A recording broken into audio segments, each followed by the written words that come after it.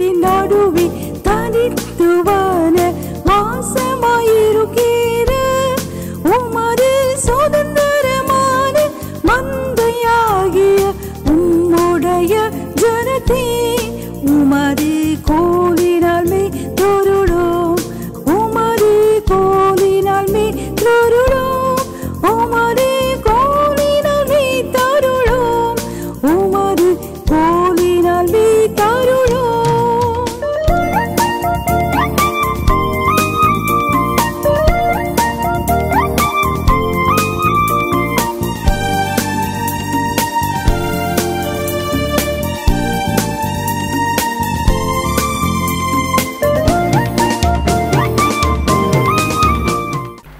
ஆதியாகமம் 5ஆம் அதிகாரம் 29வது வசனம் வாசியுங்க.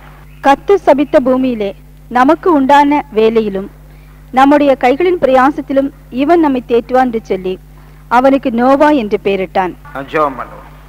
அன்பின் இயேசுவே, இந்த நல்ல வேலைக்காக நாங்கள் நன்றியோடு கூட துதிக்கிறோம், ஸ்தோத்திரிக்கிறோம். ஐயா, இந்த வேத பகுதியை நம்முடைய பரிசுத்த கரங்களிலே நாங்கள் ஒருமனப்பட்டு ஒப்பு கொடுக்கிறோம். இந்த வேத பகுதியை எங்கள் ஒவ்வொருவருக்கும் நீர் ஆசீர்வாதமாக்கி கொடுக்கும்படியாக நாங்கள் ஜெபிக்கிறோம். ஐயா, உம்முடைய சத்தத்தை எங்கள் மத்தியிலே நீர் துணிக்க பண்ணி உம்முடைய பரிசுத்த சித்தத்தை எங்களிலே நீர் நிறைவேற்றி கொள்ளும். இயேசுவின் நாமத்தில் ஸ்தோத்திரத்தோடு வேண்டிக் கொள்கிறோம் பிதாவே, ஆமென். 6ஆம் அதிகாரம் 11ஆம் வசனம் வாசியுங்க.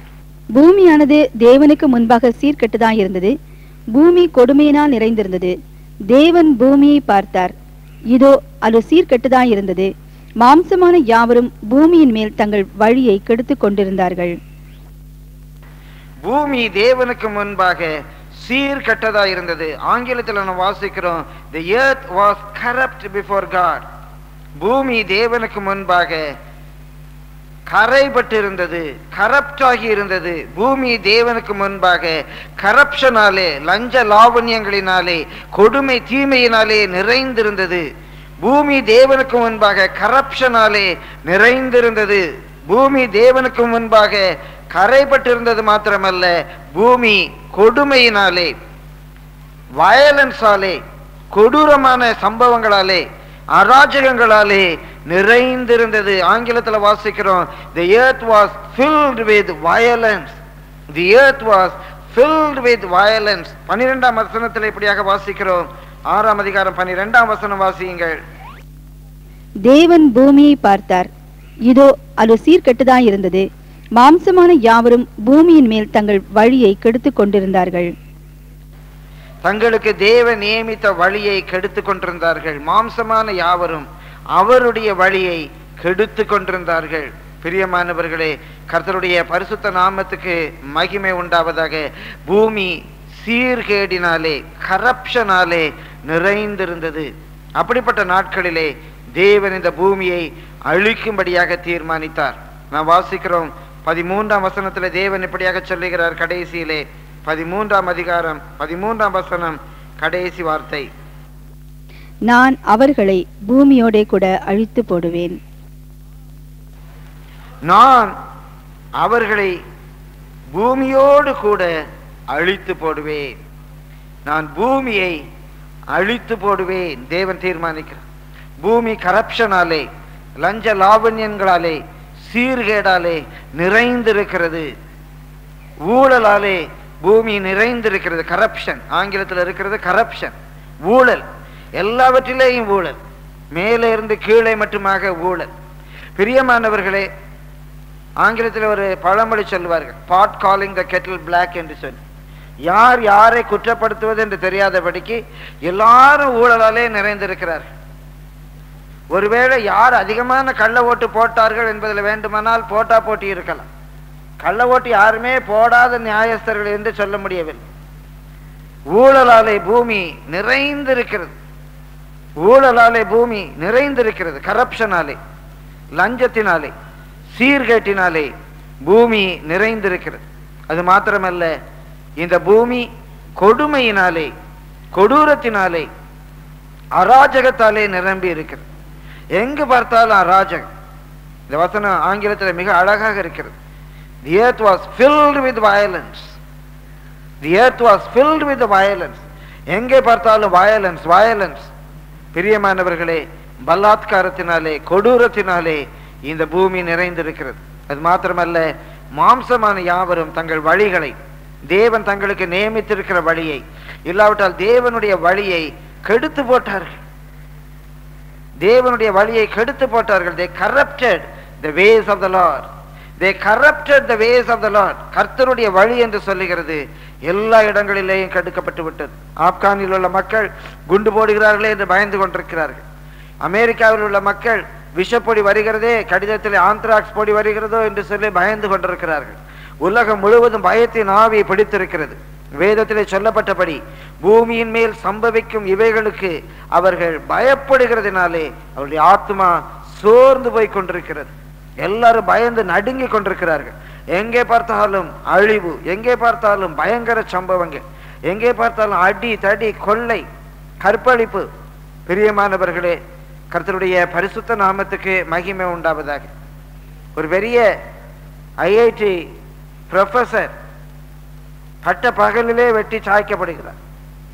படித்தவர்கள் மத்தியில், ஏழைகள் மத்தியில், பணக்காரர்கள் மத்தியில் எவ்வளவோ பயங்கரமான சம்பவங்கள் இந்த நாட்களிலே நாம் கேள்விப்பட்டு கொண்டிருக்கிறோம். இதெல்லாம் முடிவுக்கு முன்னடையாளம். கர்த்தருடைய வருகை மிக சமீபமாக இருக்கிறது. பூமி கொடுமையினாலே நிறைந்திருக்கிறது. எல்லா மாம்சமான யாவரும் தேவனுடைய வழியை கெடுத்து போட்டார்கள். They corrupted the ways of the Lord. பிரியமானவர்களே, இன்றைக்கு சபைகளிலே தேவனுடைய வழி கெடுக்கப்பட்டிருக்கிறது. ஆராதனைகளிலே தேவனுடைய மார்க்கம், தேவன் நியமித்த வழி கெடுக்கப்பட்டிருக்கிறது. ஊழியங்களிலே தேவ வழிகள் கெடுக்கப்பட்டிருக்கிறது. உலக காரியங்களிலே தேவ வழிகள் கெடுக்கப்பட்டிருக்கிறது. தேவன் நியமித்த ஒரு வழி இருக்கிறது. குடும்பங்களிலே தேவ வழி கெடுக்கப்பட்டிருக்கிறது. வேதம் சொல்லுகிறது, பிள்ளைகளே உங்கள் பெற்றோருக்கு எல்லாவற்றிலேயும் கீழ்ப்படியுங்கள். இன்றைக்கு பிள்ளைகள்கிட்ட சொன்னா இதெல்லாம் இந்த காலத்துல முடியாது. அது வேற ஒன்றுமில்லை. The ways of the Lord are corrupted on the earth. All flesh has corrupted the ways of the Lord. கர்த்தருடைய வழியை மாம்சமான யாவரும் கெடுத்து போட்டார். கர்த்தருடைய வழி என்ன சொல்லுது? ஒரு பிள்ளைகளே உங்கள் பெற்றோருக்கு எல்லாவற்றிலையும் கீழ்ப்படிங்க. அதெல்லாம் இப்ப நடக்காது. What does it actually mean? The way of the Lord is corrupted. வேதம் சொல்லுகிறது, ஒரு பிரம்பை கையாளாதவன் தன் மகனை பகைக்கிறான். எத்தனையோ வேத வசனத்தில் இருக்கிறது பிள்ளைகளை எப்படி வளர்க்க வேண்டும் என்று. இன்றைக்கு சட்டம் சொல்லுகிறது, உன்னுடைய பிள்ளையை நீ அடிக்க உனக்கு உரிமை கிடையாது. மேலே நாடுகளிலே பிள்ளைகளை கண்டிக்க முடியவில்லை. எல்லாம் சீர்கெட்டு போய் கொண்டிருக்கிறது. பிள்ளைகளை கொலை செய்யும்படியாக அடிக்கிறதல்ல, பிள்ளைகளை நல்வழிப்படுத்த முடியவில்லை. இது என்னுடைய ஃப்ரீடம். யாரும் பிள்ளைகளுக்கு ஆலோசனை சொல்ல முடியவில்லை. மனைவி மாறி கிறிஸ்துவுக்கு கீழ்ப்படுகிறது போல உங்கள் சொந்த புருஷருக்கு கீழ்ப்படியுங்க. அதெல்லாம் பவுல் தெரியாம எழுதிட்டாரு. All flesh has corrupted the ways of the Lord on the earth. மாம்சமான யாவும் கர்த்தருடைய வழிகளை பூமியிலே கெடுத்து போட்டார்கள். கர்த்தர் வைத்த வழி. புருஷரே உங்களுடைய மனைவியிலே அன்பு கூறுங்கள். கிறிஸ்து சபையிலே அன்பு கூர்ந்து தன்னைத்தானே கொடுத்தது போல உங்களை கொடுங்கள். அதெல்லாம் கொடுக்க முடியாது. தேவ பிரமாணம், தேவனுடைய வழி எல்லா இடங்களிலேயும் கெடுக்கப்பட்டிருக்கிறது. பிரியமானவர்களே, உங்கள் தலைகளை உயர்த்தி கர்த்தரை ஸ்தோத்திரியுங்கள். கர்த்தர் சீக்கிரமாய் வருகிறார். இனி சகிக்க முடியாது. தேவன் சொல்லுகிறார், இனி என்னால் இதை சகிக்க முடியாது. I cannot bear it anymore. I cannot bear it anymore. பூமி கரப்ஷனாலே, ஊழலாலே, லஞ்ச லாவண்யங்களாலே நிறைந்திருக்கிறது. பூமி கொடுமையினாலே நிறைந்திருக்கிறது. மாம்சமான யாவரும் கர்த்தருடைய வழிகளை கெடுத்து போட்டார்கள். குடும்பங்களிலே கர்த்தருடைய வழிகள் அல்ல. வேலைக்காரர்கள் எஜமான்களுக்கு கீழ்ப்படுகிறதிலே கர்த்தருடைய வழிகள் அல்ல. எஜமான்கள் வேலைக்காரர்களுக்கு நீதி நியாயம் செய்கிறதிலே கர்த்தருடைய வழிகள் அல்ல. பிரியமானவர்களே, கணவன் மனைவி பெற்றோர் பிள்ளைகளுடைய உறவு முறைகளிலே கர்த்தருடைய வழிகள் அல்ல. திருமண காரியங்களிலே கர்த்தருடைய வழிகளை கெடுத்து போட்டார்கள்.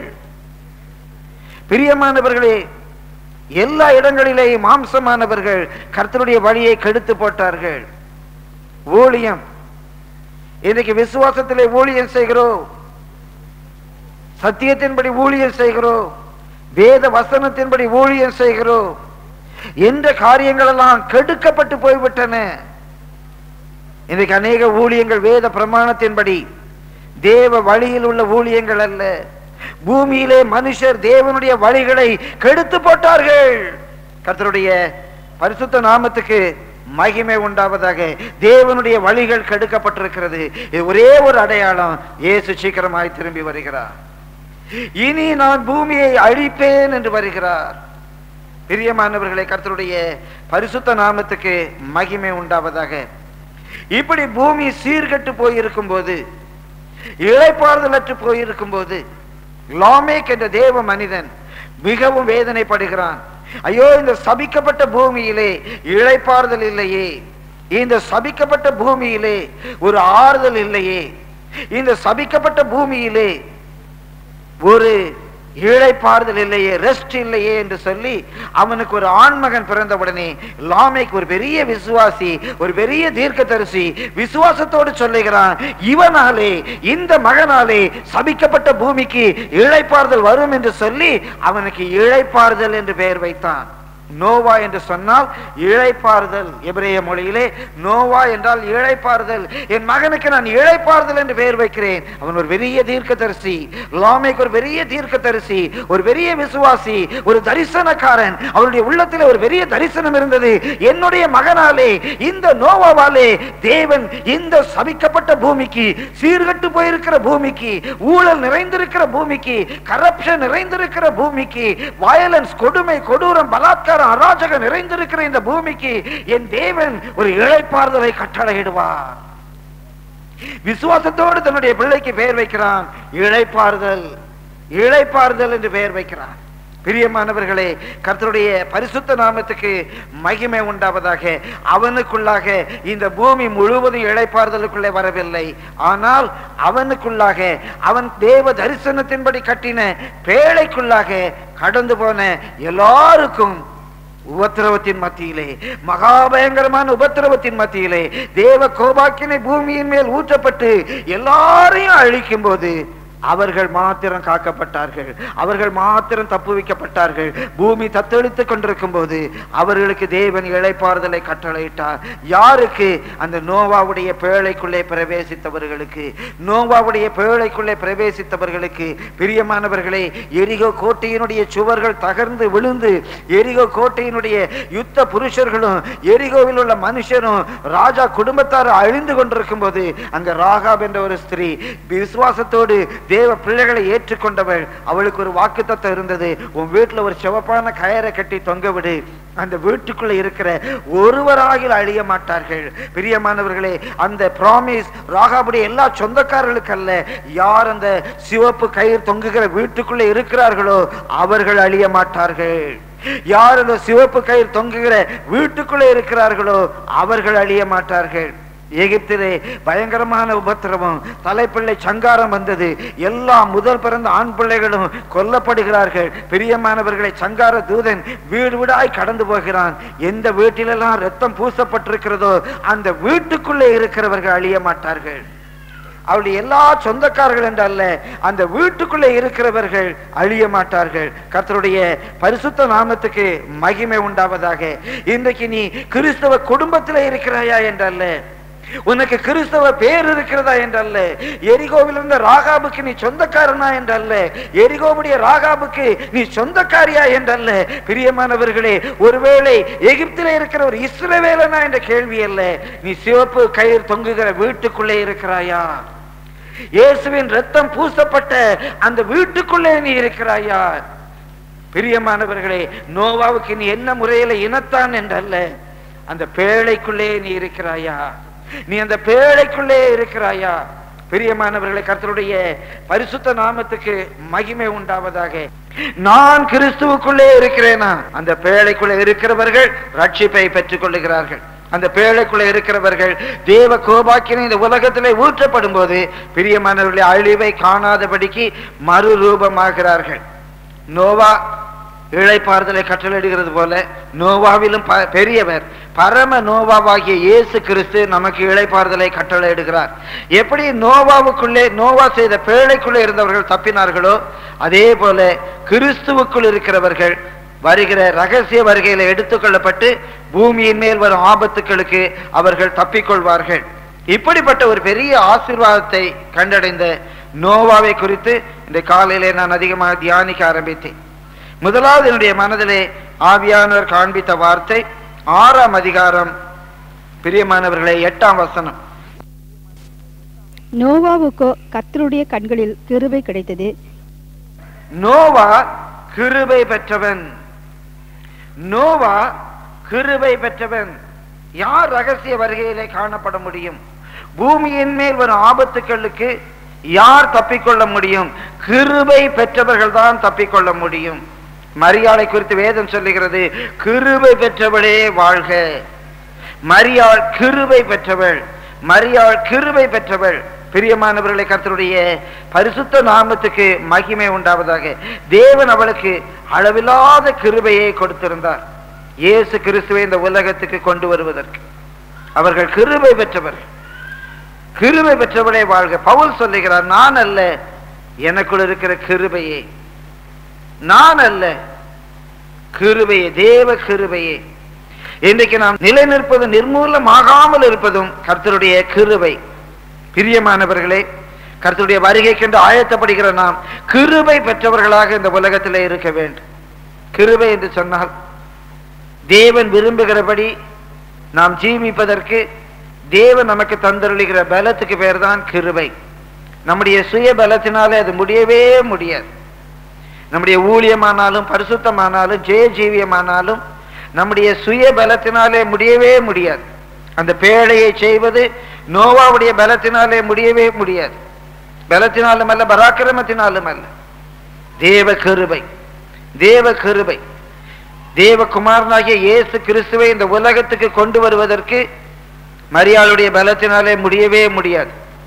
எந்த புருஷனுடைய இரத்தத்தினாலும் முடியவே முடியாது. அப்படியானால் இயேசு கிறிஸ்து எப்படி இந்த உலகத்துக்கு வருவார்? தேவ கிருபை. அதற்கு பெயர்தான் தேவ கிருபை. பிரியமானவர்களே, நாம் எப்படி ஊழியம் செய்ய முடியும்? தேவ கிருபை. எல்லாவற்றையும் நாம் நிறைவேற்றுவது தேவனுடைய கிருபையினாலேயே. கர்த்தருடைய பரிசுத்த நாமத்துக்கு மகிமை உண்டாவதாக. தேவன் தம்முடைய கிருபையை நமக்கு அளவில்லாமல் கட்டளையிடுகிறார். ஒரு பெரிய பிரசங்கியார், அவருடைய பெயர் மறந்து போய்விட்டது.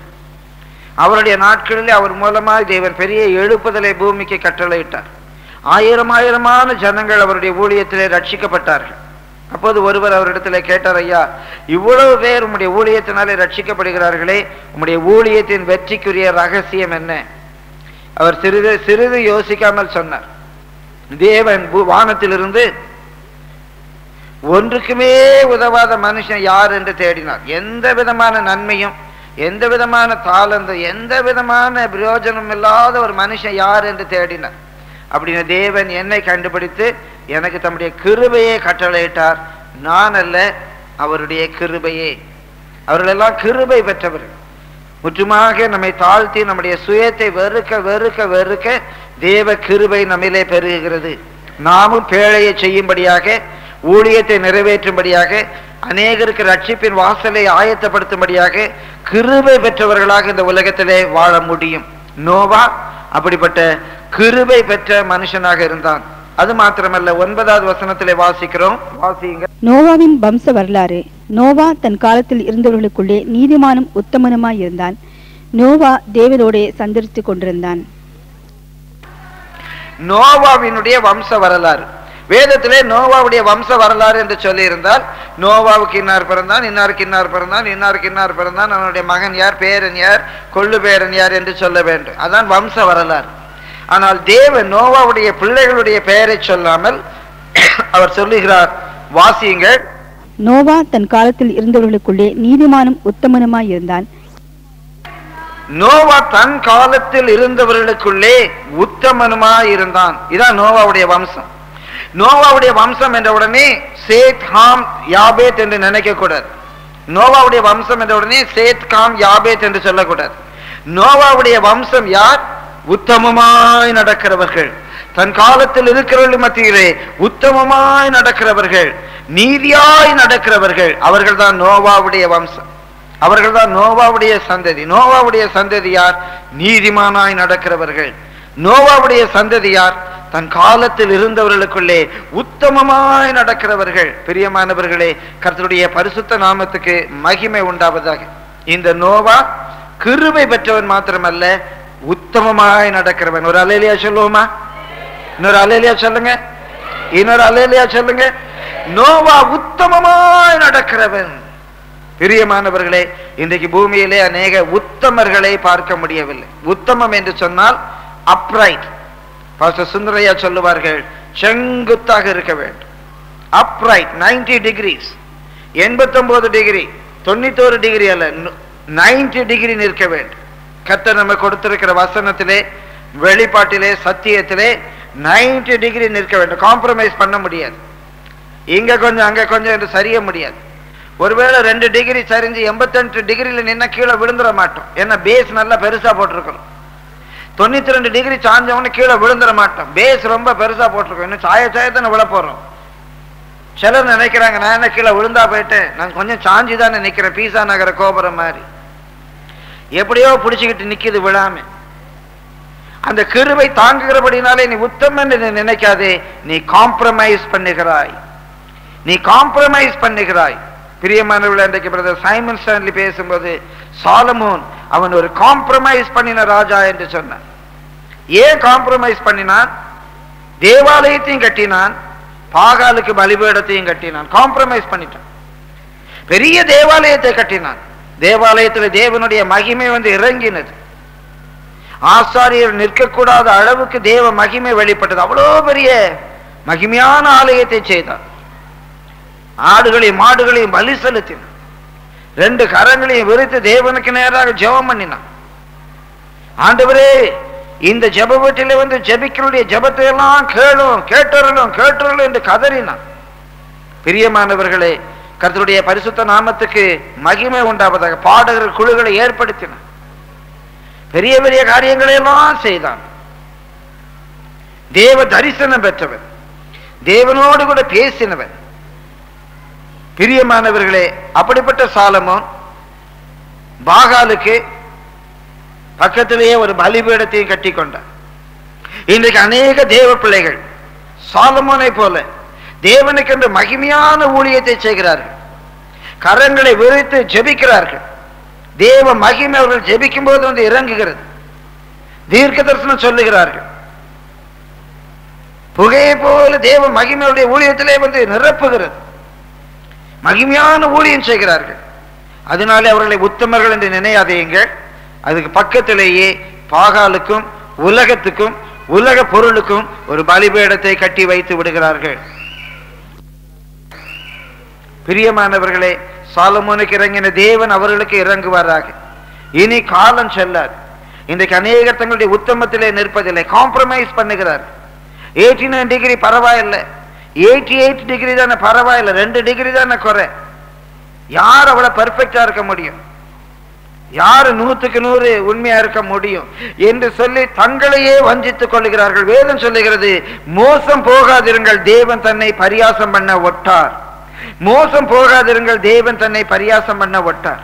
கர்த்தருடைய பரிசுத்த நாமத்துக்கு மகிமை உண்டாவதாக. பிரியமானவர்களே, உங்களோடு கூட சேர்ந்து நாங்களும் இந்த நாட்களிலே உபவாசித்து தேவ சமூகத்தை தேடி நம்மை தாழ்த்தி ஜெபித்ததுக்கு காரணம் என்ன? ஜெபத்துக்கு வந்து எல்லாருக்கும் என்னுடைய தனிப்பட்ட தேவைகள் எத்தனையோ உண்டுதான். என்னுடைய தனிப்பட்ட தேவைகளுக்காக நாம் ஜெபிக்கவில்லையே. எதற்காக நாங்கள் ஃபாஸ்டிங் இருந்தோம்? உங்களை உற்சாகப்படுத்தும்படியாக சொல்லுகிறேன், எப்படியாகிலும் நீங்களும் எங்களோடு கூட பூரணராகி கர்த்தருடைய வருகைக்கு போக வேண்டும். உலகத்திலேயும் நீங்கள் வாழும் மட்டுமாக உங்களுடைய நன்மைகள் குறைபடக்கூடாது என்று தானே அழுதோம்.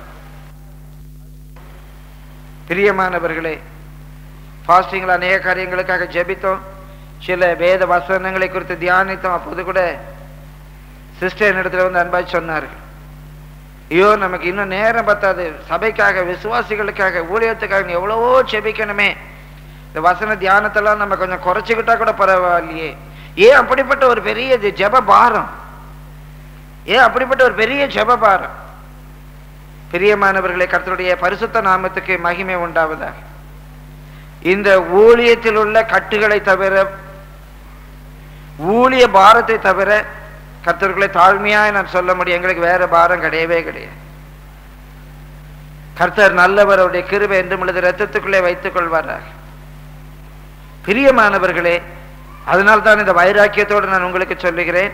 88 டிகிரி 92 டிகிரி வலது பக்கம் சாய்ந்திருக்கிறோம், இடது பக்கம் சாய்ந்திருக்கிறோம் என்று சொன்னால், கர்த்தர் எங்களுக்கு தரிசனம் தந்து உத்தமமான ஒரு கூட்டத்தை வருகைக்கென்று ஆயத்தப்படுத்த வேண்டும் என்ற தரிசனத்தில் ஆரம்பிக்கப்பட்ட இந்த ஊழியத்திலே 88 டிகிரிஸ் 92 டிகிரிஸுக்கெல்லாம் தயவு செய்து இடம் இல்லை. நம்ம எல்லாரும் உத்தமர்களாக வர வேண்டும். உத்தமமான ஒரு கூட்டத்தை எனக்கென்று ஆயத்தப்படுத்து என்று கர்த்தர் சொல்லி இருக்கிறார். உங்களை குற்றப்படுத்தவில்லை. சாய்ந்திருந்தாலும் நம்ம எல்லாரும் நிமிர வேண்டும். ஒருவரை ஒருவர் தாங்கி நிமிர்த்த வேண்டும். சில தமிழ்ல நிமிர்த்துறதுன்னா வேற பொருள். எப்படியாவது நிமிர்த்திடுவோம், எப்படியாவது என்ன செஞ்சிருவோம், நிமிர்த்திடுவோம். எல்லாரும் நிமிர்ந்துடணும், உத்தமமா இருக்கணும். 18 வருஷமாய் கூன் போட்டுக்கிட்டு இருந்தா. ஏன் கூன் போட்டிருக்கிறா? ஒரு பலவீனப்படுத்துகிற ஆவி அவளை கூன் போட வைத்தது. இயேசு கிறிஸ்துவனுடைய ஆவி அவளை நிமிர்ந்து நிற்க பண்ணினது. அவளை நிமிர்ந்து நிற்க பண்ணினது. அதுக்கு பேர் தான் உத்தமம். யோபை குறித்து சொல்லி இருக்கும், அவன் உத்தமன். அவனுடைய சோதனைகள், கஷ்டங்கள், நெருக்கங்கள், பிள்ளைகளுடைய சாவு, இழப்பு, வியாதி, பலவீனம் எல்லாவற்றிலேயும் அவன் தன்னுடைய உத்தமத்தை விட்டு விலகவில்லை. பொருள் என்ன? 90 டிகிரியை விட்டு விலகல. 90 டிகிரியை விட்டு விலகல. இனி எவ்வளவு நாள் நீர் உங்களுடைய உத்தமத்திலே நிற்பீர்? இனி எவ்வளவு நாள் உங்களுடைய உத்தமத்திலே நிற்பீர்? அவன் ஒரு உத்தமன். அவன் ஒரு உத்தமன். கர்த்தருடைய வருகைக்கு போகணும் என்று சொன்னால், கர்த்தர் உங்களுக்கு தந்திருக்கிற வேத வசனத்திலே 90 டிகிரி நின்றுங்க. கல்யாணம்னு கொஞ்சம் சாயாதீங்க, பணம் வருதுன்னு கொஞ்சம் சாயாதீங்க, உலகம் கிடைக்குதுன்னு கொஞ்சம் சாயாதீங்க, கொஞ்சம் பொன்னையும் பொருளையும் சேர்த்த உடனே சாயாதீங்க. பிரியமானவர்களை, கர்த்தருடைய பரிசுத்த நாமத்துக்கு மகிமை உண்டாவதாக. ஒரு சகோதரர் இருந்தார். ஒரு சின்ன கைத்தொழில் செய்து வியாபாரம் பண்ணி கொண்டிருந்தார். ரொம்ப வைராக்கியமாய் பேசுவார், எடுத்தெறிந்து பேசுவார். சத்தியம் சத்தியம் சத்தியம் என்பார். எல்லாரையும் குறை சொல்லுவார். அவருடைய திருமணம் வந்தது. நான் சத்தியத்தின்படி தான் திருமணம் செய்வேன், நான் டவுரி எல்லாம் வாங்க மாட்டேன், நகை போட மாட்டேன், அப்படி இப்படினார். 2-3 அலையன்ஸ் வந்தது. நிறைய பணம் கொடுக்கிற ஒரு அலையன்ஸ், ரொம்ப பெரிய தொகை கொடுக்கிற ஒரு அலையன்ஸ் வந்தது. அலையன்ஸ் வந்தோன்னு கர்த்தர் சொன்னார்னு போய் கட்டிக்கிட்டார். நான் அடிக்கடி ஒரு கதை சொல்லுவேன். ஒரு விலை மாதுவை பற்றி சில சொல்லுங்க, என்ன ஃபர்ஸ்ட் இப்படி பச்சையா சொல்றாரு என்று. இப்படிப்பட்ட மனுஷருக்கு வேற என்ன கதை பொருந்தும்? இவர்கள் ஆவிக்குரிய விபச்சாரக்காரர்கள், ஆவிக்குரிய விலை மாதுக்கள். கொஞ்சம் பணம் அதிகம் கிடைக்கும் என்று சொன்னால் தங்களுடைய விசுவாச கற்பை, தங்களுடைய சத்தியம் என்னும் கற்பை, தங்களுடைய பரிசுத்தம் என்னும் கற்பை காசுக்காக விற்கிறவர்கள், பொண்ணுக்காக விற்கிறவர்கள், டவுரிக்காக விற்கிறவர்கள். பிரியமானவர்களே, கற்பை காத்துக்கொள்ள தெரியாதவர்கள். பணம் கிடைக்கும் என்று சொன்னால் தங்களுடைய கற்பை விட்டுவிட, தங்களுடைய சத்தியத்தை விட்டுவிட, பரிசுத்தத்தை விட்டுவிட, அழைப்பை விட்டுவிட ஆயத்தமாய் இருக்கிற விலை மாதுக்கள் இவர்கள். உத்தமத்தை விட்டு விலகி போகிறார்கள். பரலோக ராஜ்யம் யாருக்கு? உத்தமர்களுக்கு. நான் பேச விரும்பல, எனக்குள்ள இருக்கிறவர் பேசுகிறார். கர்த்தருடைய வருகை மிக சமீபமாய் இருக்கிறது. பிரியமானவர்களே, சத்தியத்தை வாங்கு, விற்காதே. இந்த சத்தியத்தை பற்றிக் கொள்வதற்காக என்ன விலை கரைய வேண்டுமானாலும் கொடுக்க ஆயத்தமாயிரு. சத்தியத்தை பற்றிக் கொள்வதற்காக சொத்து சுகங்களை இழக்க ஆயத்தமாயிரு. சத்தியத்தை பற்றிக் கொள்வதற்காக பாடுகளையும் வேதனைகளையும் அனுபவிக்க ஆயத்தமாயிரு. பணம் கிடைக்கிறது என்பதற்காக, 5 காசு 10 காசு கிடைப்பது என்பதற்காக, உன் கையில ஒரு மோதிரத்தை போடுகிறேன், உனக்கு ஒரு மைனர் செயின் செய்து தருகிறேன் என்பதற்காக நீ பெற்ற விலையேறப்பட்ட சத்தியத்தை விட்டு விலகி போய்விடாதே. நான் இயேசுவை விட்டு விடவில்லை என்று சொல்லுகிறாய். இயேசு வேறு, சத்தியம் வேறு அல்ல. சத்தியவான் எவன் சத்தத்துக்கு செவி கொடுக்கிறான். பிரியமானவர்களே, நான் நகையை பற்றி பேசவில்லை. ஒருவேளை அதை குறித்த ஒரு வெளிப்பாடு உங்களுக்கு இல்லாவிட்டால் உங்களுக்கும் கர்த்தருக்கு ஸ்தோத்திரம். எல்லாரும் எல்லாவற்றிலேயும் தேறினவர்கள் அல்ல. எதுவரைக்கும் தேறி இருக்கிறோம் அதிலே சீராய் இருக்க கடவுள். சத்தியத்தை அறிந்த பின்பு, சத்தியத்தை பெற்றுக்கொண்ட பின்பு, சத்தியத்தை குறித்து சாட்சி சொன்ன பின்பு, சத்தியத்தை விட்டு விலகுகிறதை காட்டிலும் சத்தியத்தை அறியாமல் இருக்கிறது எவ்வளவோ உத்தமம். சொல்ல ஐயா, நல்ல வேளை நான் அப்படியெல்லாம் அறிந்து கொள்ளல. ஏற்ற வேளையிலே கர்த்தர் உங்களிலே நிறைவேற்ற வேண்டிய கிரியைகளை நிறைவேற்றுவார். பிரியமானவர்களே, ஒரு குழந்தை கற்பத்திலே மெச்சூர் ஆகும்போது, பூரணப்படும் போது தானாக வெளிப்படும். உங்களில் ஆரம்பித்த கிரியை கர்த்தர் நிச்சயமாய் நிறைவேற்றுவார். உங்களை நேசிக்கிறேன். ஒருவேளை இதை சொல்லுகிறபடியினாலே ஆவிக்குரிய வாழ்க்கையிலே, அனுபவத்திலே மாறுபட்டு இருக்கிறவர்களை நான் குறை சொல்லவில்லை. சத்தியத்தை அறிந்து அதை விற்கிறவர்களை, சத்தியத்தை அறிந்து காம்ப்ரமைஸ் பண்ணுகிறவர்களை. பிரியமானவர்களே, உத்தமத்திலே நிற்க வேண்டாம், உத்தமத்திலே நிற்க வேண்டும். யார் அறிஞ்ச சத்தியம் இது? நான் அறிந்த சத்தியம் இது. சத்தியத்தில் நிற்கிறேன். சரியா தவறா பரலோகத்தில் போய் பார்த்து கொள்ளலாம். நான் அறிந்த சத்தியத்துக்கு நான் உண்மையா இருக்க விரும்புகிறேன். எம்மற்றும் தேறி இருக்கிறீர்களோ அதிலே உறுதியா இருங்கள். இன்னும் தேர முயற்சிகள். இது போதும், தயவுசெய்து நின்றாதீங்க. மீண்டும் சொல்லுகிறேன், உங்களை கிறிஸ்துவுக்குள்ளாக நான் நேசிக்கிறேன். பிரியமானவர்களே, கர்த்தருடைய பரிசுத்த நாமத்துக்கு மகிமை உண்டாவதாக. உத்தமத்தை விட்டு தயவுசெய்து இந்த கடைசி நாட்களில் விளங்க. உத்தமம் என்று சொன்னால் அப்ரைட், அப்ரைட். 90 டிகிரிஸ் 89 டிகிரிஸ் வேண்டாம். நமக்கு கர்மேலுக்கு வேண்டாம். ரகசிய வரிக்கு ஆயத்தப்படுகிற விசுவாசிகள் எந்த சபையா இருந்தாலும் சரி, 89 டிகிரிஸ் வேண்டாம், 92 டிகிரிஸ் வேண்டாம். நின்றார் 90 டிகிரிஸ் செங்குத்து. பரிசுத்தம் என்றால் 100க்கு 100. பிரியமானவர்களை, காம்ப்ரமைஸ் பண்ணாதீங்க. ஒரு பக்கம் தேவனுக்கு ஆலயம் கட்டி கொண்டு, ஒரு பக்கம் தேவனுக்கு என்று ஊழியம் செய்து கொண்டு, ஒரு பக்கம் கரங்களை உயர்த்தி ஸ்தோத்திரித்துக் கொண்டு, ஒரு பக்கம் ஆயிரமான மாடுகளை பலி செய்து கொண்டு, ஒரு பக்கம் ஜெபித்துக் கொண்டு, ஒரு பக்கம் பாகாலுக்கு பலிபீடத்தை கட்டுகிற சாலமோனே, தேவ தரிசனம் பெற்றவனே, இயேசுவின் நாமத்திலே இந்த கடைசி நாட்களில் ஆவியானவர் எச்சரிக்கிறார். கடைசி நாட்களில் ஆவியானவர் எச்சரிக்கிறார். ஆவியானவர் சபைக்கு சொல்லுகிறதை காதுள்ளவன் கேட்க கடவன். உத்தமத்தை விட்டு விலகாதீங்கள். நான் தாழ்த்தி சொல்லுகிறேன், உங்களுக்காக இல்லை, எனக்காகவே பிரசங்கிக்கிறேன். ஐயா, யாருக்கு பிரசங்கிக்கிறீங்க? நான் உண்மையா சொல்லுகிறேன், எனக்காக நான் பிரசங்கிக்கிறேன். சோதோம் பட்டணத்தில் ஒரு கதை உண்டு. ஒரு வயதான கிழவன் சோதோமின் பாவத்தை கண்டித்து ஒவ்வொரு நாளும் தெரு தெருவாய் கத்தி கொண்டு போவானா. ஒருவனாக அதை கேட்பதற்கு இல்லாமல் எல்லாரும் கேலி பரியாசம் பண்ணி கொண்டு தங்கள் சொந்த அலுவலை பார்த்து கொண்டு இருப்பார்களாம். ஆனால் இவன் விடாப்படியாய் ஒவ்வொரு நாளும் தெருவிலே சோதோமின் பாவத்தை கண்டித்து கத்தி கொண்டே போவானா. இதை பார்த்து கொண்டிருந்த ஒரு வாலிபன் அவன் மேல் இறக்கப்பட்டு ஒரு நாள் இந்த தாத்தாவை பார்த்து கேட்டான், தாத்தாவே தாத்தாவே, இப்படி நீ தெருவெல்லாம் உளறிக்கொண்டே போகிறாயே, ஒருவருமே உனக்கு காது கொடுத்து கேட்கறது இல்லையே, பின்ன ஏன் உளறுகிறாய்? அப்போ அந்த கிழவன் சிரித்துக் கொண்டே சொன்னானா, லெஸ்ட் ஐ சின், நான் பாவம் செய்யாதபடிக்கு, இந்த பாவத்திலே நான் விழுந்து போகாதபடிக்கு என்னை எச்சரித்துக் கொண்டிருக்கிறேன் என்றான்.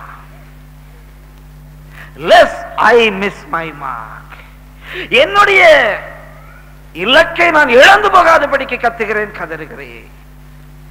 மாறுபாடும் கோணலும் மான சந்ததியின் மத்தியிலே வாழ்ந்து கொண்டிருக்கிற நான், ஊழியம் செய்து கொண்டிருக்கிற நான் 89 போயிடக்கூடாதே, 91 போயிடக்கூடாதே. வலதுபுற இடதுபுற சாயாமல் எனக்கு தேவன் வெளிப்படுத்தின உத்தமத்தில் நிற்க வேண்டுமே. வெளிப்படாதது கர்த்தருடையது, சபையிலே வெளிப்படுத்தப்பட்டது உங்களுடையது. அதற்கு நீங்கள் நான் உத்தரவு சொல்லியாக வேண்டும். இன்னும் வெளிப்படாத காரியங்கள் உண்டு, அது கர்த்தருடையது. எல்லாவற்றிலையும் தேறினேன் என்று சொல்லவில்லை. எதுவரைக்கும் தேறினோமோ அதிலே சீராயிருப்போம். இன்னும் பரிசுத்தம் என்று வளருவோம். உத்தமத்தை விட்டு விலகக்கூடாது. தேவனை பின்பற்றுகிறதிலே காலேபு உத்தமமாய் காணப்பட்டான், உத்தமமாய் பின்பற்றினான். இயேசுவை பின்பற்றுகிறோம். எப்படி பின்பற்றுகிறோம்? எப்படி பின்பற்றுகிறோம்? உத்தமமாய் பின்பற்றுகிறோமா? உத்தமமாய் பின்பற்றுகிறோமா?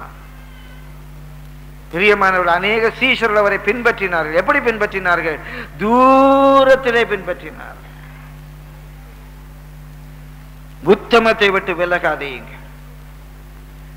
உத்தமத்தை விட்டு விலகாதீங்க. அன்றைக்கு அவர் சொல்லுவார், என் புறாவே, என் உத்தமியோ நீ ஒருத்தியே. உத்தமி, உத்தம ஆசீர்வாதம், உத்தம இடம். பிரியமானவர்களே, கர்த்தருடைய பரிசுத்த நாமத்துக்கு மகிமை உண்டாவதாக. உலகத்திலே வரப்போகிற ஆபத்துக்கு தப்பும்படியாக பேழையை உண்டாக்கின நோவா, வேதம் சொல்லுகிறது, அவன் உத்தமனாயிருந்தான். அவன் உத்தமன் மாத்திரமல்ல, அவன் நீதிமானாயிருந்தான். அவன் நீதிமானாய் இருந்தான். தன் காலத்தில் இருந்தவர்களுக்குள்ளே அவன் நீதிமான். நீதிமானை குறித்து அநேக முறை நான் உங்களுக்கு சொல்லி இருக்கிறேன். Right standing with God. தேவனுடைய நிலையிலே நாம் நிற்பது, தேவன் எடுக்கிற ஒரு ஸ்டாண்ட், தேவனுடைய நிலைப்பாடு, அந்த நிலைப்பாடிலே நாம் நிற்பதற்கு பேர் தான் நீதி, நீதிமான். ஆபிரகாமுடைய உதாரணத்தை அடிக்கடி சொல்லி இருக்கிறேன். ஆபிரகாமுக்கு இப்போது 99 வயதாகிவிட்டது. அவனுடைய சரீர பலன், ஒரு குழந்தையை பிறப்பிக்கிற பலன் அவனுடைய சரீரத்திலே செத்து போய்விட்டது. அவன் தன்னுடைய வலிமையை இழந்து போய்விட்டான். ஏற்கனவே சாராள் மலடியா இருக்கிறாள். இப்போது சாராளுக்கும் ஸ்திரீகளுக்கான வழிபாடு நின்று போய் அவளுடைய கற்பம் செத்து போய்விட்டது. இனி ஆபிரகாமுக்கு குழந்தை பிறக்கும் என்றல்ல, ஏற்கனவே அடிமை பெண்ணாகிய ஆகார் மூலமாக தனக்கு பிறந்த குழந்தை தேவ சமூகத்திலே பிழைத்து தன்னுடைய வீட்டை கட்டினால் போதும் என்ற ஒரு மனநிலைக்கு ஆபிரகாம் வந்திருக்கிறான். இப்ப ஆபிரகாமுடைய நிலை என்ன? என்னுடைய சரீரம் செத்து போய் விட்டது, சாராள் மலடியா இருக்கிறாள், அது மாத்திரமல்ல இப்பொழுது அவருடைய கற்பமும் செத்து போய் விட்டது, என உமக்கு முன்பாக எனக்கு பிறந்த இஸ்மவேல் பிழைப்பானாக. இது ஆபிரகாமுடைய ஸ்டாண்ட். தேவனுடைய நிலை என்ன? ஆபிரகாமே, சாராள் மூலமாய் நான் உனக்கு ஒரு குழந்தையை கொடுப்பேன். இது ஆபிரகாமாலே ஏற்றுக்கொள்ள முடியவில்லை. இது ஆபிரகாமுக்கு ஏற்புடையதா இல்லை. என் சரீரம் செத்து போய்விட்டது, சாராளுடைய கற்பம் செத்து போய்விட்டது, இனி எனக்கு சாராள் மூலமாய் எப்படி குழந்தை கிடைக்கும்? தேவனுடைய நிலை இல்ல, உனக்கு சாராள் மூலமாக ஒரு குழந்தை கிடைக்கும். திடீரென்று ஒரு நாள் தேவ கிருபை, ஆபிரகாம் விசுவாசிக்க ஆரம்பிக்கிறான், எண்ண ஆரம்பிக்கிறான், நம்ப ஆரம்பிக்கிறான். எல்லா எதிர்ப்புகளுக்கு இடையிலே, எதிர்மாறான சூழ்நிலைகளுக்கு இடையிலே, ஆமாம், எனக்கு சரீரம் செத்து போன எனக்கு சாராள் மூலமாய், கற்பம் செத்து போன சாராள் மூலமாய் ஒரு குழந்தை கிடைக்கும் என்று நம்புகிறான். தேவனுடைய நிலைப்பாடும் ஆபிரகாமுடைய நிலைப்பாடும் இப்போது திடீரென்று ஒன்றாகிறது. அது அவனுக்கு நீதியாக எண்ணப்பட்டது. அன்றைக்கே அந்த காலகட்டத்திலேயே சாராள் கற்பந்தரித்தாள். அந்த நீதியில அவர்கள் பல ஆண்டுகள் வாழவில்லை. அந்த நீதி வந்தவுடனேயே கிரியை நடந்தது. ஏனென்றால் தேவதூதன் இல்லாவிட்டால் கர்த்தர் சொல்லுகிறார், நான் உற்பத்தி கால திட்டத்திலே நான் உன்னிடத்திலே திரும்ப வருவேன். உற்பத்தி கால திட்டம் என்றால் ஒரு குழந்தை உருவாகி பிறப்பதற்காகிற, பொதுவாக 10 மாதம் என்று சொல்லுகிறார்களே, அந்த உற்பத்தி கால திட்டம், நான் இன்னும் 10 மாதம் கழிச்சு வருவேன், உனக்கு ஒரு குழந்தை இருக்கும். அப்படியானால் அன்றைக்கே அவள் கற்பந்தரிக்க கர்த்தர் கிருபை செய்தார். என்றைக்கு ஆபிரகாமும் சாராளும் தேவனுடைய நிலைப்பாட்டிற்கு வந்தார்களோ அன்றைக்கே அவருடைய வாழ்க்கையிலே ஒரு அதிசயம் நடந்தது. இந்த அதிசயம் 10 வருஷம் கழித்து நடக்கும் என்று நினைக்காது. என்றைக்கு தேவனுடைய மனதில் உள்ள அதே நிலைப்பாட்டுக்கு நாம் வருகிறோமோ அன்றைக்கு நம்முடைய வாழ்க்கையிலே ஒரு அதிசயம் நடக்கிறது. கர்த்தருடைய பரிசுத்த நாமத்துக்கு மகிமை உண்டாவதாக. கர்த்தர் நம்முடைய வாழ்க்கையிலே பெரிய காரியங்களை செய்வார்.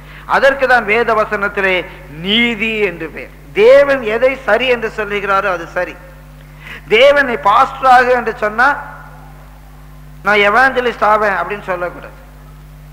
தேவன் எவாஞ்சலிஸ்ட் ஆயிரு என்று சொன்னா என்னால ஊர் ஊரா சுத்த முடியாது, என் பிள்ளைங்க எல்லாம் படிக்கணும், எனக்கு ஒரு இடத்துல தான் ஊழியம் வேணும், ஆண்டவரே நான் ஒரு சபை வச்சுட்டு பாஸ்டரா இருக்கேன்னு சொல்லக்கூடாது. தேவன் உனக்கு எதை சரி என்று நியமித்திருக்கிறாரோ அதற்கு நீ வர வேண்டும். தேவன் உன்னை சுவிசேஷ ஊழியம் செய்ய என்று சொன்னால் எனக்கு அந்த வரலாம் கிடையாது, நான் ஹிந்தி நல்லா பேசுவேன், வட இந்தியாவில் நான் மிஷினரியா போறேன்னு சொல்லக்கூடாது. நான் செய்யறதெல்லாம் ஊழியம் தானே, அதுக்கு பேர் அட்டூழியம். தேவன் உனக்கு நியமித்திருக்கிற ஒரு பாதையை விட்டு நீ வேறொரு பாதையில ஓடுவாயானால் நீ செய்கிறதற்கு பேர் அட்டூழியம், அது ஊழியம் அல்ல. தேவன் நீ வேலை செய் என்று சொல்லும்போது, இல்ல ஆண்டவரே நான் வேலையை ரிசைன் பண்ணிட்டு ஊழியத்துக்கு வரேன், எனக்கு வேலை ரொம்ப கஷ்டமா இருக்கு, எனக்கு ஊழியம் தான் ரொம்ப லேசா இருக்கும், நான் ஊழியத்துக்கு வரேன் ஆண்டவரே என்று வேலையை ராஜினாமா பண்ணினால் நீ தேவ நீதியை நிறைவேற்றவில்லை. அப்ப தேவ நீதி என்றால் என்ன? ஊழியம் செய்கிறதல்ல, ஊழியம் செய்யாமல் இருக்கிறதல்ல. தேவன் நமக்கென்று எதை நியமித்திருக்கிறாரோ நம்முடைய வாழ்க்கையிலே, நம்முடைய திருமண காரியத்திலே, நம்முடைய ஊழியத்திலே, நம்முடைய விசுவாச பாதையிலே நம்மை குறித்த தேவனுடைய நிலைப்பாடு எதுவோ அதே நிலைப்பாடு நம்முடைய நிலைப்பாடாக மாறும்போது, ஸ்டாண்டாக மாறும்போது நம்முடைய வாழ்க்கையிலே தேவ நீதி நிறைவேறுகிறது. கர்த்தருடைய பரிசுத்த நாமத்துக்கு மகிமை உண்டாவதாக. நாம் நம்முடைய வாழ்க்கையிலே தேவ நீதியை நிறைவேற்றுகிறோம். அவங்க தான் தேவ நீதியை செய்கிற பிள்ளைகள். தேவனுக்கு எது சரியோ அது எனக்கு சரி, தேவனுக்கு எது தப்போ அது எனக்கு தப்பு. இடைப்பட்ட ஒரு ஸ்டாண்டு கிடையவே கிடையாது. தேவனுக்கு எது சரியோ அது எனக்கு சரி, தேவனுக்கு எது தப்போ அது எனக்கு தப்பு. தேவன் சாராள் மூலமாக எனக்கு ஒரு குழந்தை கிடைக்கும் என்று சொன்னால் ஆபிரகாம் சொல்ல வேண்டாம், ஆமா ஆண்டவரே எனக்கு கிடைக்கும். அது எப்படி கிடைக்கும்? அதெல்லாம் சும்மா பேச்சு. அப்படியானால் உன்னுடைய வாழ்க்கையிலே தேவ நீதி நிறைவேற. பிரியமானவர்களே, கர்த்தர் எத்தனையோ அதிசயங்களை நம்முடைய வாழ்க்கையிலே செய்ய வல்லவராக இருக்கிறார். நேற்று அருமையான சுந்தர்ஜான் அவர்கள் ஒரு சாட்சியாய் சொன்னார்கள். 28 ஆண்டுகள் பிரிந்திருந்த குடும்பம் தேவ கிருபையினாலே ஒன்றாய் சேர்ந்தது. 28 ஆண்டுகள் பிரிந்திருந்தவர்கள் தேவ கிருபையினாலே ஒன்றாய் சேர்ந்தார்கள். தேவனாலே முடியாது, இனி என் வாழ்க்கையில் இது நடக்காது, இது என்னால முடியாது என்று சொல்லாது. லோத்து அப்படிதான் சொன்னான், என்னாலே மலை தேசத்துக்கு போக முடியாது, இந்த சமபூமியில தங்கிக் கொள்ளுகிறேன் என்று சொல்லாதே. உன் மூலமாக மோவாபும் அம்மோனும் தான் பிறக்கும். நீதிமானாகிய லோத்து கடைசியில சொல்றான், தேவன் சொல்றார் மலை தேசத்துக்கு ஓடிப்போ. லோத்து சொல்றான், என்னால முடியாது. நீ ஊழியத்துக்கு வா, என்னால முடியாது. நீ பாஸ்டர், என்னால முடியாது. ஐயோ, அதெல்லாம் நமக்கு சரிப்பட்டு வராது. பிரியமானவர்களே, நீதிமானாகிய லோத்துனுடைய வாழ்க்கையில தேவ நீதி கடைசியில நிறைவேறாமல் போய்விட்டது. அவனுடைய பின்பு சூழ்நிலை நிமித்தமாக அவன் கடைசியில மலை தேசத்துக்கு தான் போனான், மலை ஏறினான். முதலிலேயே அவன் மலைக்கு நிற்காமல் ஓடி போயிருக்கலாம். பிரியமானவர்களே, கர்த்தருடைய பரிசுத்த நாமத்துக்கு மகிமை உண்டாவதாக. அவன் காம்ப்ரமைஸ் பண்ணினான். அவனுடைய வாழ்க்கையிலே தேவ நீதி நிறைவேறாமல் போய் அவ்வளோ பெரிய நீதிமானாகிய லோத் இன்றைக்கு பழமொழியாக மாறிவிட்டான். நோவா தேவ கிருபை பெற்றவன். நோவா உத்தமன். நோவா நீதிமான். அதே 9வது வசனத்திலே நாம் வாசிக்கிறோம், வாசியுங்கள். நோவா தேவனோடு சஞ்சரித்துக் கொண்டிருந்தான். நோவா தேவனோடு கூட சஞ்சரித்துக் கொண்டிருந்தான். He walked with God. He walked with God. அந்த 144,000 பேர் யார்? ஆட்டுக்குட்டியானவர் எங்கே போனாலும் அவரோடு கூட போனவர்கள். ஆட்டுக்குட்டியானவர் எங்கே போனாலும் அவரோடு கூட போனவர்கள். பிரியமானவர்களே, ஞானஸ்நானத்திலிருந்து கல்வாரி மட்டுமாக, கல்வாரியிலிருந்து பிரியமானவர்களை கல்லறை தோட்டம் மட்டுமாக, கல்லறை தோட்டத்திலிருந்து பரலோக மட்டுமாக நாம் தேவனோடு கூட நடக்கிறவர்கள், தேவனோடு கூட நடக்கிறவர்கள், தேவனோடு கூட சஞ்சரிக்கிறவர்கள். Walking with God, talking with God, living with God. ஏனோக்கு தேவனோடு சஞ்சரித்த மனிதன். நோவா தேவனோடு கூட சஞ்சரித்த மனிதன். நம்முடைய வாழ்க்கையில தீர்மானிப்பு என்ன வேலையா இருக்கட்டும், தேவனோடு பேசிக்கொண்டு, தேவனோடு நடந்து கொண்டு, தேவனோடு கூட உலாவிக் கொண்டு, தேவனோடு கூட சஞ்சரித்து கொண்டிருந்தான். கர்த்தருடைய பரிசுத்த நாமத்துக்கு மகிமை உண்டாவதாக. 3வதாக வாசிக்கிறோம், 11ஆம் வசனம் வாசியுங்க, 13ஆம் வசனம் வாசியுங்கள். அப்பொழுது தேவன் நோவாவை நோக்கி, மாம்சமான யாவரின் முடிவும் எனக்கு முன்பாக வந்தது. அவர்களாலே பூமி கொடுமையினால் நிறைந்தது. நான் அவர்களை பூமியோடும் கூட அழித்து போடுவேன். பூமி கொடுமையினால் நிறைந்திருக்கிறது, நான் அவர்களை பூமியோடு கூட அழித்து போடுவேன். நோவா ஒரு வெளிப்பாடு பெற்ற மனிதன். தேவன் செய்ய போகிற காரியத்தை குறித்து நோவா ஒரு வெளிப்பாடு பெற்ற மனிதனாயிருந்தான். எருசலேம் நகரம் சிறைப்பட்டு போகும். நேபுகாத் நேச்சார் யூதா ஜனங்களை சிறைப்பிடித்துக் கொண்டு போவான். தேவாலயம் இடிக்கப்படும், அரண்மனை சுட்டெரிக்கப்படும். எரேமியாவுக்கு ஒரு தரிசனம் இருந்தது, எரேமியாவுக்கு ஒரு தீர்க்க தரிசனம் இருந்தது. எரேமியா சொன்னா, எல்லாரும் அவனை பகைத்தார்கள், வெறுத்தார்கள். அதே எரேமியாவுடைய நாட்களிலே எருசலேமில் இருந்த எத்தனையோ தீர்க்க தரிசிகள் கர்த்தருடைய நாமத்திலே, யாவேவுடைய நாமத்திலே தீர்க்க தரிசனம் சொன்னார்கள். எருசலேம் சிறைபிடிக்கப்பட்டு போகாது, யூதா சிறைபிடிக்கப்பட்டு போகாது, தேவாலயத்தை புறஜாதியான் இடிக்க முடியாது, தேவனுடைய ஆலயத்தை உலக மனுஷன் விருத்த சேதனம் இல்லாதவன் இடிக்க மாட்டான் என்று மிக நன்றாக தீர்க்க தரிசனம் சொன்னார்கள். எரேமியாவுடைய வார்த்தை எடுபடவில்லை. சிதேக்கியா ராஜா எரேமியாவை பிடித்து கிணற்றுக்குள்ளே தூக்கி போட்டான், காவல் கடங்களே போட்டான், அவனை சிறை வைத்தான். எவ்வளவோ கொடுமை செய்தார்கள். பிரியமானவர்களே, எரேமியாவுக்கு ஒரு தரிசனம் இருந்தது, எருசலேம் சிறைப்பட்டு போகும், சிதேக்கியா சிறைப்பட்டு போவான். எரேமியா சொன்னான், உன்னுடைய கண்கள் பிடுங்கப்படும் என்று சொன்னான். அவர்கள் எல்லாம் சொன்னார்கள், நமக்கு எகிப்திலிருந்து உதவி வரும் என்றான். எரேமியா சொன்னான், எகிப்துக்கு ஓடாத, உன் கண்ணை பிடுங்கிருமா, நீ எகிப்துக்கு ஓடாத. ஒரு தரிசனம் எரேமியாவுக்கு இருந்தது அழிவை குறித்து. பிரியமானவர்களே, கர்த்தர் செய்ய போகிறதை குறித்து. இன்றைக்கு அநேகருடைய வாழ்க்கையிலே ரகசிய வருகையை குறித்த தரிசனம் கிடையாது, பரலோகத்தை குறித்த தரிசனம் கிடையாது, மோட்சத்தை குறித்த தரிசனம் கிடையாது. கர்த்தருடைய நியாய தீர்ப்பை குறித்த தரிசனம் கிடையாது. வெள்ளை சிங்காசனத்தை குறித்த தரிசனம் கிடையாது. அழுகையும் பற்கடிப்பு நிறைந்த அக்கினியும் கந்தகம் எரிகிற கடலை குறித்த தரிசனம் கிடையாது. இரண்டாம் மரணமாகி அக்கினி கடலை குறித்த தரிசனம் கிடையாது.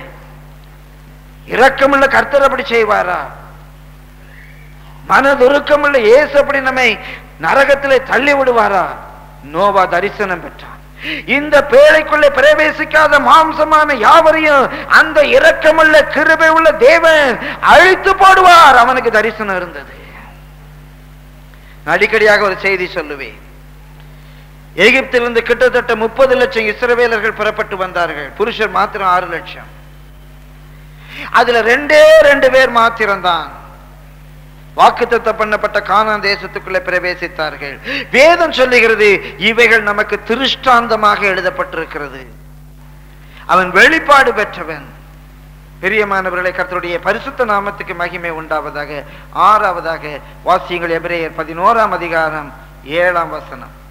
எபிரேயர் 11ஆம் அதிகாரம் 7ஆம் வசனம்.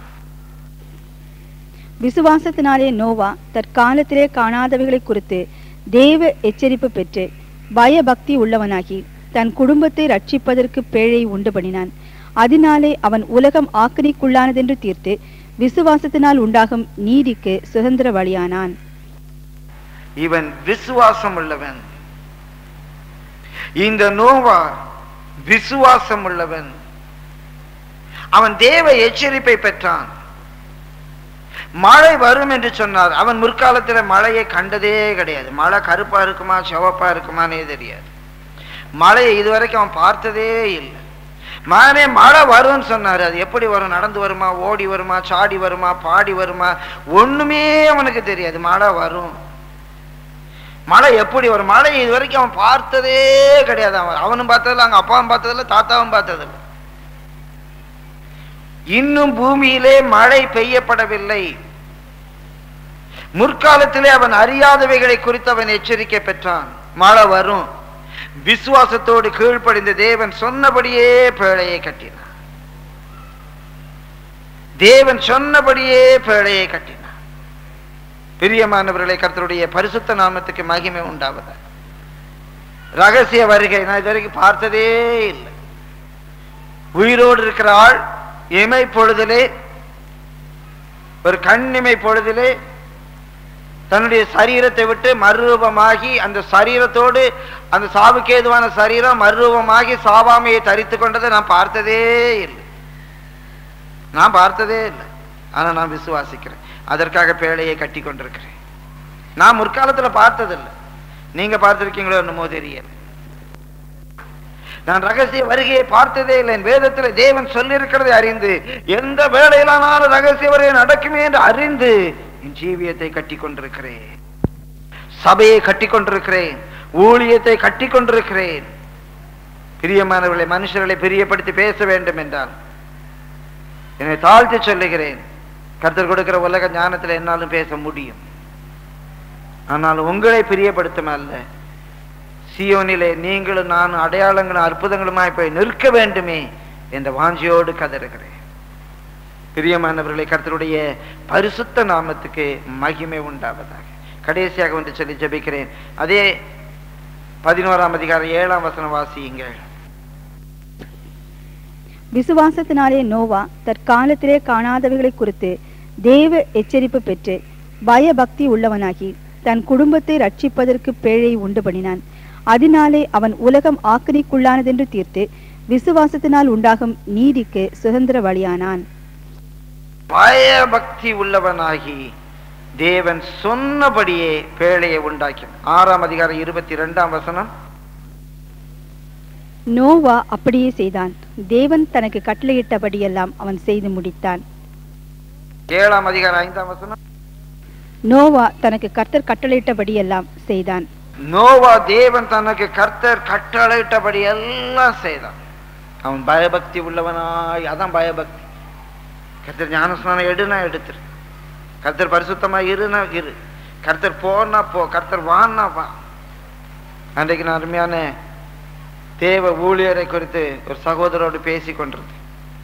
அவர் மேடையிலிருந்து பிரசங்கம் பண்ணும்போது, ஒருவேளை திடீரென்று அந்த தரையை நாக்காலே நாய் நக்குகிறது போல நக்க வேண்டும். தேவன் அப்படி சொல்றாரு என்று அவருக்கு தெரியுமானால், அந்த ஊழியக்காரரை குறித்து ஒரு சாட்சியா சொன்னார், அப்படி தெரியுமானா அவர் இப்படி செய்து கட்டின கீழே குனிஞ்சு சொல்லி நாக்க நீட்டி நக்க ஆரம்பிச்சிருவார். தேவன் நக்குன்னு சொன்னா நக்கிடு. இவ்வளவு பெரிய கேள்வி, ஐயா இது அழுக்கா இருக்குமே, இப்படி செய்யலாமா? தேவன் சொல்றாருன்னு தெரியுதா செய்தது. அங்க ஒரு கழுதை கட்டியிருக்கும், அவுத்துட்டு வா. ஆண்டவரே நான் கழுதி அவுக்கும் போது எவனாவது என் முதல்ல டின்னு கட்டிட்டா என்ன பண்ண? பயப்படாத, கர்த்தருக்கு வேணும், அவுத்துட்டு வான்னு அவுத்துட்டு வந்துரு. இந்த ஜாடியில தண்ணீரை ஊத்தி இதை திராட்சை ரசம் சொல்லி பந்தியில ஊத்த போனா பின்னிரும். ஆண்டவரே இது என்ன விளையாட்டா இருக்குது? கர்த்தர் ஊத்துன்னு சொல்றாரு, ஊத்து. ஆண்டவரே நல்ல தண்ணி இல்லை, இது கைகால் கழுவுற தண்ணி, வெளியிருந்து வருகிறவர்கள் கால் கழுவுற தண்ணி, இந்த தண்ணியை கொண்டு போய் பந்தியில ஊத்த சொல்றாரு. என்ன ஆண்டவரே வேற நல்ல மினரல் வாட்டராது வாங்கி ஊத்தட்டுமா? இல்ல, இந்த தண்ணியை ஊத்திரு. நீங்க ரகசிய வருகையில் ஆயத்தப்படணுமானா கர்த்தர் உருண்டு வரணும், புரண்டு வரணும். வேற வழியே இல்லை. அவர் சொன்னபடியெல்லாம் பிழையை உண்டாக்கினார். நம்ம இஷ்டப்படி செய்ய முடியும்? அவர் சொல்லல, உருண்டு வா புரண்டு வான்னு சொல்லல. நீங்கள் வருகைக்கென்று ஆயத்தப்பட வேண்டும் என்றால் கர்த்தர் சொன்னபடியே உங்களுடைய வாழ்க்கையை ஆயத்தப்படுத்த வேண்டும். நோவாவை குறித்து அருமையான 7 குறிப்புகளை ஆவியானவர் வெளிப்படுத்தினார்.